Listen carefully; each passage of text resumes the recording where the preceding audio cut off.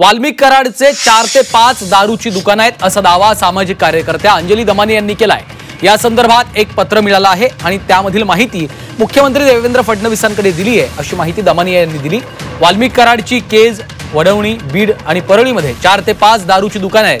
प्रत्येक दुकानाचा बाजारभाव 5 कोटी आहे। 7-12 15 दिवसांनंतर होतो, पण सगळे कायदे कसे धाब्यावर बसवले याचं हे उदाहरण असल्याचं देखील दमानिया यांनी म्हटलेलं आहे।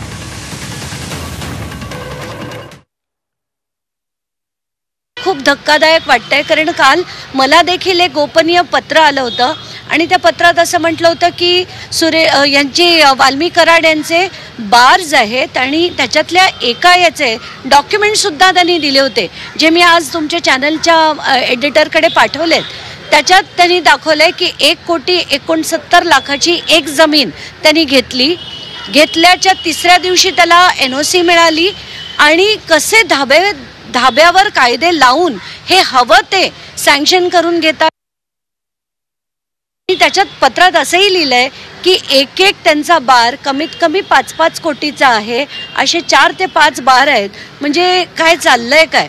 मग याच्यावरनं नक्कीच वाटतं जे आमदार बोलतात ते खरं बोलतात।